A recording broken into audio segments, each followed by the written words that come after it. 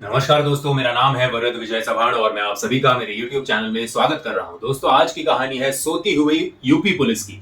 किस प्रकार से खुद के ही डिपार्टमेंट के एक विक्टिम को देखने के बावजूद यूपी पुलिस का खून नहीं खोला और सोती रही यूपी पुलिस, और किस प्रकार से एक वीडियो जो हाईकोर्ट तक पहुंचा और हाईकोर्ट ने वो वीडियो देखने के बाद हाईकोर्ट भी शॉक में था। हाईकोर्ट ने पूछा कि क्या हुआ इस केस का। तब जब हाईकोर्ट को समझ में आया कि इस केस के बारे में कोई भी छानबीन नहीं की गई है, फिर हाईकोर्ट ने ऑर्डर देने के बाद किस प्रकार से पुलिस मुजरिमों तक पहुंची, आज की कहानी उस पर आधारित है। दोस्तों, ये कहानी है लेडी कांस्टेबल सुमित्रा की, जो सुल्तानपुर में तैनात थी। तारीख है 31 अगस्त 2023। सुबह के 3 बजे सरयू एक्सप्रेस नाम की एक ट्रेन पहुंचती है अयोध्या स्टेशन। अयोध्या स्टेशन के पहले मनकापुर स्टेशन होता है, जहां से इस ट्रेन का इंजन बदला जाता है और फिर ये ट्रेन रिटर्न जर्नी के लिए रवाना होती है। तो जब ये ट्रेन जो है अयोध्या जंक्शन स्टेशन पहुंचती है, उस स्टेशन में पहुंचने के बाद रेलवे पुलिस जो है वो एक जनरल डिब्बे में घुस जाते हैं। जनरल डिब्बे में घुसने के बाद वो देखते हैं कि एक सीट के नीचे से काफी खून बह रहा है। तो पुलिस जरा चौंक गई, रात के 3 बजे ये खून इतना सब कहां से आ रहा है। तो पुलिस ने थोड़ा मामले को सीरियसली लिया और देखने लग गए कि खून कहां से आ रहा है। तो उन्होंने देखा कि एक सीट के नीचे एक लड़की है, एक औरत है जो बेहोश है और उसके सिर से और काफी सारी जगहों से काफी खून निकल रहा है। उस औरत के नीचे के कपड़े नहीं थे, लेकिन उस औरत के ऊपर के कपड़े देखकर रेलवे पुलिस भी दंग रह गई। रेलवे पुलिस ने यह देखा कि वो औरत पुलिस यूनिफॉर्म में थी और पुलिस यूनिफॉर्म में होने के बावजूद उसे किसी ने काफी बेरहमी से मारा था, और ना केवल मारा था, उसे वैसे ही मरने के लिए पता नहीं कितने घंटे मरने के लिए उस ट्रेन के सीट के नीचे छोड़ दिया। अभी रेलवे पुलिस जो है वो थोड़ी चौंक गई थी। उस रेलवे पुलिस में से एक ने इस महिला का वीडियो निकाला और वो वीडियो जो है वो खुद के सीनियर अफसरों को भेज दिया। सीनियर अफसर भी हैरान सुबह सुबह ये न्यूज देख के कि अपने ही पुलिस डिपार्टमेंट में से एक महिला जो है वो इतनी गंभीर प्रकार से जख्मी है और किसी ने तो जानवर के जैसे उस पर अत्याचार किया है, और खास करके अगर नीचे के कपड़े गायब हो एक महिला के, तो आप समझ सकते हो कि ये केस कौन से डायरेक्शन में जा रहा है। तो उसे तुरंत अयोध्या के एक प्राइवेट हॉस्पिटल में भेजा गया। जब प्राइवेट हॉस्पिटल में भेजा तब जा उधर पता चला कि इस महिला की जो स्थिति है वो काफी क्रिटिकल है, यहाँ पे ये ट्रीटमेंट नहीं किया जा सकता। तो तुरंत उसका ट्रांसफर जो है वो लखनऊ के ट्रॉमा सेंटर में, जिसका नाम था KGM यानी कि king George medical college trauma centre में, उस महिला को जो है वो एडमिट किया। एडमिट होने के बाद महिला तो बेहोश थी, काफी खून बह चुका था, सो काफी खून की बोतलें चढ़ाई गई। जब ऐसे लगा कि ये महिला भी आउट ऑफ डेंजर है, ये अभी पक्का मरने तो नहीं वाली है, तो पुलिस जो है वो सो गई। पुलिस ने इस बात की एफर्ट्स भी नहीं लिए कि हमारे डिपार्टमेंट में से एक महिला को इतनी बेरहमी से मारा है, तो अगर पुलिस का खौफ ही नहीं है तो फिर फायदा क्या। और अगर पुलिस वाले को कोई इतना बेरहमी से मार सकता है और उसके बाद भी अगर पुलिस इन्वेस्टिगेशन बीच रास्ते में ही छोड़ सकती है, तो हम और आप तो काफी गरीब और कॉमन लोग हैं, ऐसे हम कह सकते हैं। तो पुलिस ने कुछ काम नहीं किया, इसका ट्रीटमेंट जो है वो चलता रहा। अभी जो हम लोग काफी टाइम बोलते हैं कि आजकल टेक्नोलॉजी का गलत इस्तेमाल किया जाता है, हम लोग ऐसे वीडियोस नहीं निकालने चाहिए। हम लोग में काफी टाइम कोई ऐसे इंजर्ड होता है एक्सीडेंट्स में भी, तो काफी जन जो है वो वीडियो निकालते हैं। तो नीचे काफी कमेंट्स आते हैं कि वीडियो निकालने के बजाय एम्बुलेंस को बुलाओ, पुलिस को इन्फॉर्म करो या फिर खुद उसको हॉस्पिटल में एडमिट कर दो। लेकिन टेक्नोलॉजी का इस समय दुरुपयोग और सदुपयोग कैसे होता है, इस वीडियो की वजह से ही सुमित्रा को आज न्याय मिल रहा है। वो कैसे, वो मैं आपको बताता हूं। होता यह है कि ये वीडियो पता नहीं कैसे बट आहिस्ते आहिस्ते लीक हो जाता है। तभी मीडिया में भी ये केस इतना कुछ पहुंचा नहीं था, तो पुलिस भी काफी आराम से थी कि ना मीडिया वालों को पता चला है ना किसी को, तो पुलिस की जो है वो बदनामी नहीं होगी, तो केस जो है वो निपट जाएगा। और वैसे भी सुमित्रा जो है वो ठीक हो ही रही है, तो इतना कुछ करने का जरूरत नहीं है। लेकिन ये वीडियो जो है वो लीक हो जाता है। लीक होने के बाद ये वीडियो पहुंचता है इलाहाबाद के हाईकोर्ट में। जब हाईकोर्ट में ये वीडियो देखा जाता है तो जज भी काफी इस वीडियो को देख के दुखी हो जाते हैं और उन्हें काफी गुस्सा भी आता है। वो पूछते हैं कि इस केस का क्या हुआ, मुझे डिटेल रिपोर्ट दो। जब जज को पता चलता है कि इन्वेस्टिगेशन तो किया ही नहीं गया है, तो जज भी काफी परेशान और जज भी काफी गुस्से में एक ऑर्डर पास करते हैं कि तुरंत इस मामले की जांच की जाए और गुनहगारों को पकड़ के मेरे सामने पेश किया जाए और जो इन्वेस्टिगेशन का डिटेल रिपोर्ट है वो कोर्ट में सबमिट किया जाए। अभी एसटीएफ की एक टीम फॉर्म होती है। टीम फॉर्म होने के बाद सुमित्रा की पोजीशन क्या है, कौन से गांव से बिलोंग करती है, उसके बारे में, सुमित्रा का ओवरऑल बैकग्राउंड क्या है, इसके बारे में पता लगाया जाता है। तो समझता है कि सुमित्रा जो है वो प्रयागराज, यानी कि अभी का प्रयागराज और तब का इलाहाबाद, वहां पे वो कांस्टेबल के तौर पे तैनात थी। 18 साल की उम्र में उसने स्पोर्ट्स कोटे के थ्रू पुलिस ड्यूटी ज्वाइन की थी। सुमित्रा के 4 भाई बहन है, उसमें से दूसरी नंबर पे सुमित्रा है। 2018 या 19 के आसपास वो सुल्तानपुर डिस्ट्रिक्ट में एज अ पुलिस ऑफिसर उसने ज्वाइन किया था। अभी ये अगस्त के महीने में अयोध्या में सावन झूला मेला चलता है। तो सावन झूला मेला जब चलता है तो आजू बाजू के काफी पुलिस वालों को ड्यूटी के लिए वहां पे बुलाया जाता है, क्योंकि क्राउड काफी होता है और क्राउड को मैनेज करने के लिए पुलिस की जरूरत पड़ती है। इसलिए हमेशा सुमित्रा जो है वो अयोध्या जाती थी, वो मेला अटेंड करती थी और शाम को खुद की ड्यूटी खत्म होने के बाद फिर अपने घर जाती थी। वो अयोध्या में रुकती नहीं थी। तो 30 अगस्त की शाम को 6:30 बजे सुमित्रा को अपने घर के लिए वापस रवाना होना था। वहां पे एक स्टेशन है, रेलवे स्टेशन, जिसका नाम है फैम्फामाऊ रेलवे स्टेशन। एम्बुलेंस को जाने देते हैं, वैसे भी जाने देना चाहिए एम्बुलेंस को, लेकिन अगर एम्बुलेंस की आवाज में मेरी लाइन सब तक नहीं पहुंची तो फायदा क्या। ये ट्रेन पकड़ती है 6:30 बजे के आसपास। ट्रेन के जनरल डिब्बे में ये निकलती है। अभी ये ट्रेन जो है वो प्रतापगढ़ से होते हुए उसे सुल्तानपुर पहुंचना था और फिर अयोध्या कैंट रात के 11 बजे के आसपास अयोध्या कैंट रेलवे स्टेशन में से पहुंचना था। 11 बजे के आसपास अयोध्या कैंट रेलवे स्टेशन पहुंचने के बावजूद सुमित्रा जो है वो नीचे उतरी नहीं थी। नॉर्मली वो उस रेलवे स्टेशन पे उतरकर हनुमानगढ़, एक काफी वहां पे फेमस जगह है, वहां पे वो जाती है। लेकिन 11 बजे फिर भी सुमित्रा घर नहीं पहुंची। फिर ये ट्रेन पहुंचती है अयोध्या जंक्शन में। अयोध्या जंक्शन में फिर 5-10 मिनट का इसका हॉल्ट है और फिर ये जाती है मनकापुर में। मनकापुर में ये ट्रेन पहुंचती है 1 बजे के आसपास। फिर 2 घंटे मनकापुर में ये ट्रेन वहां पे रुकती है, इसका इंजन जो है वो बदला जाता है और ये ट्रेन फिर एक बार रिटर्न जर्नी के लिए रवाना होती है सुबह के 3 बजे।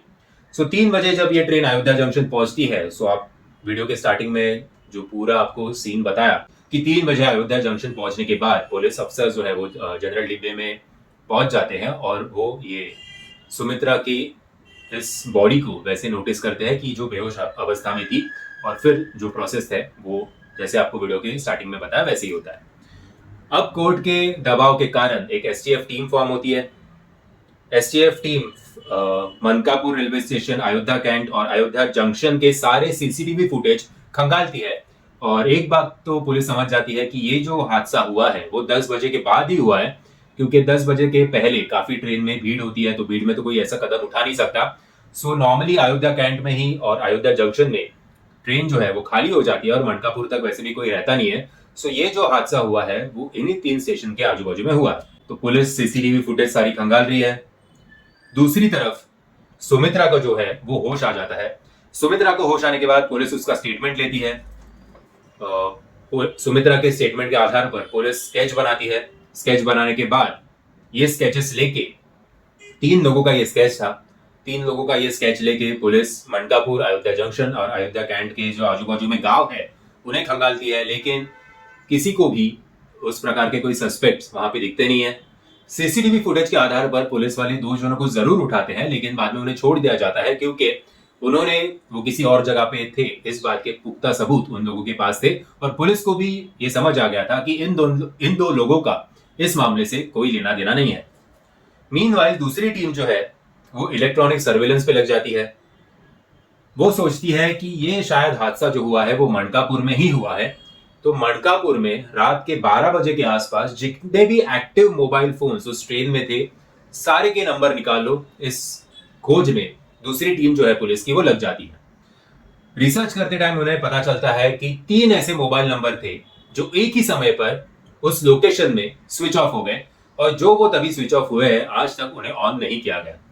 तो ये तो काफी सस्पिशियस था पुलिस के लिए कि 3 मोबाइल एक साथ कैसे ऑफ हो सकते हैं। अगर ऑफ हो भी गए, चलो कुछ कोइंसिडेंस होगा, लेकिन अभी तक उन्हें ऑन क्यों नहीं किया गया।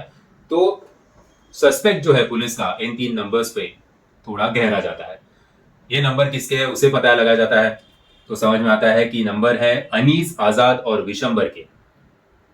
अनीस और आजाद एक गांव के थे और विशंबर जो है वो पड़ोसी गांव का था। नंबर के जरिए पता चलता है कि वो कौन से गांव में रहते हैं। उस गांव में उन लोगों को ढूंढा जाता है, पर वो कोई किसी के हाथ नहीं लगता। पुलिस वालों को इन तीनों का बैकग्राउंड जो है वो समझ आता है कि ये ट्रेन में चोरी चकारी का काम करते हैं, और इससे पहले भी काफी बार पुलिस ने इन तीनों को चोरी के इल्जाम में पकड़ा था और बाद में छोड़ दिया था। पुलिस वाले अपने सोर्सेज जो है सिविल ड्रेसेस में गांव में रख देते हैं कि पता लगा अगर ये तीन कभी दिखाई दिए तो। और इस हादसे के ऑलमोस्ट एक महीने बाद यानी कि 22 सितंबर 2023 को पुलिस को इंफॉर्मेशन मिलती है कि ये तीनों जो है वो गांव में स्पॉट किए गए हैं। पुलिस वाले इनके पीछे पड़ते हैं, तो ये तीनों एक ही बाइक पे सवार थे। पुलिस की वैन देखकर इन तीनों के पास बंदूकें थी, तीनों ने फायरिंग करना शुरू कर दिया। पुलिस ने भी जवाबी फायरिंग किया। जवाबी फायरिंग में आजाद और विशंबर के पैर में गोली लग गई। दोनों वैसे ही बाइक से गिर गए गोली लगने के बाद। लेकिन जो अनीस है उसने बाइक राइड करना छोड़ा नहीं, वो वैसे ही बाइक चलाता रहा, दौड़ाता रहा। और जहां से ये चेज शुरू हुआ वहां से तकरीबन 40 किलोमीटर तक पुलिस जो है वो अनीस को पकड़ने की कोशिश करती रही। लेकिन 40 किलोमीटर के बाद फाइनली एनकाउंटर में अनीस जो है वो मारा गया, क्योंकि वो वैसे भी गोलियां चला रहा था और पुलिस ने जवाबी फायरिंग किया। उस जवाबी फायरिंग में वो मारा गया। जब इन दोनों को पकड़ा, इन दोनों को पहले तो एडमिट किया गया पैर में गोली लगने के कारण। बाद में जब ये थोड़े नॉर्मल हुए तब इन दोनों से स्टेटमेंट लिया गया है। इन दोनों को पूछा कि एग्जैक्टली उस रात क्या हुआ था। तब इन दोनों ने कहा कि ये तीनों के तीनों उस रात ट्रेन में चोरी करने के इरादे से ही पहुंचे थे। अयोध्या जंक्शन में जब ये ट्रेन पहुंची तब ट्रेन ऑलमोस्ट खाली हो चुकी थी। उस डिब्बे में केवल ये 4 जन थे, यानी कि ये तीन, अनीस, आजाद और विशंबर, और साथ में सुमित्रा। तो ये तीनों ने सुमित्रा को छेड़ना शुरू कर दिया। अब इन तीनों की हिम्मत देखिए, सुमित्रा पुलिस वर्दी में होने के बावजूद उसे छेड़ना शुरू कर दिया। सुमित्रा ने जो है थोड़ा पुलिसी अंदाज उन तीनों को दिखाया, यानी कि अनीस को सीधा कॉलर से पकड़कर सुमित्रा ने उसको सिर के बल पटक दिया। तो अभी थोड़ा मेल ईगो पे आ गई बात कि एक लड़की 3 बंदों पर भारी पड़ रही है।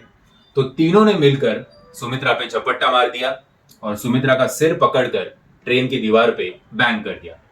जैसे ही दीवार पे बैंग किया, सुमित्रा क्या खून बहने लगा, थोड़ी वो आउट ऑफ सेंसेस जाने लगी। इन्होंने चाकू निकालकर सुमित्रा पे वार करना भी शुरू कर दिया, लेकिन सुमित्रा अभी भी फाइट बैक कर रही थी, इसलिए काफी वार चाकू के उसके फेस पे लग गए। वार करते करते काफी खून बहने के कारण वो नीचे गिर गई। नीचे गिरने के बाद भी ये तीनों जो है वो रुके नहीं। इन तीनों का मकसद, अभी फोकस जो है वो क्लियर था कि अभी इस पे जबरदस्ती करते हैं। उसकी पैंट उतारी गई, लेकिन जैसे ही पैंट उतारी तब ट्रेन जो है वो मलकापुर स्टेशन पे पहुंचने वाली थी, इसलिए ट्रेन की गति जो है वो थोड़ी धीमी हो गई। जैसे ही ट्रेन की गति धीमी हो गई, ये तीनों थोड़े अलर्ट मोड पे आ गए कि अभी स्टेशन आ रहा है, अगर स्टेशन पे कोई चढ़ गया फिर हमारी खैर नहीं। तो ये तीनों सुमित्रा को उसी हालत में ढकेल कर, सीट के नीचे ढकेल कर ट्रेन में से कूद गए। अभी सुमित्रा को ये चोट लगी थी तकरीबन 12 बजे से लेके 3 बजे तक। जब पुलिस ने नोटिस किया तब तक उसका खून काफी बह रहा था, इसलिए आई थिंक भगवान का उसका आशीर्वाद है, भगवान का उसके ऊपर, कि अभी तक वो काफी अच्छे तरीके से इम्प्रूवमेंट दिखा रही है। और इन तीनों को जो है एक तो मारा गया और इन दोनों को भी सख्त से सख्त कार्रवाई होगी इसके ऊपर, ऐसे हम आशा करते हैं। और ये केस जो है वो काफी डिले ना हो जाए। हमारे देश में ऐसे होता है कि एक मुजरिम को सजा मिलने तक वो वैसे भी मरने के हालत में पहुंच चुका होता है, तो सजा का कुछ मायना नहीं होता है। एनीवेज, यूपी में आज तक तकरीबन 10,000 एनकाउंटर्स हुए हैं। 10,000, ये आंकड़ा सुन के आप काफी चौंक गए होंगे, लेकिन एनकाउंटर्स का मतलब ये नहीं कि 10,000 गुनेगार जो है मारे गए हैं। 10,000 में से केवल 183 लोग मर गए हैं, बाकी सब इंजर्ड हो गए हैं। 30% एनकाउंटर्स जो है वो मेरठ में हुए।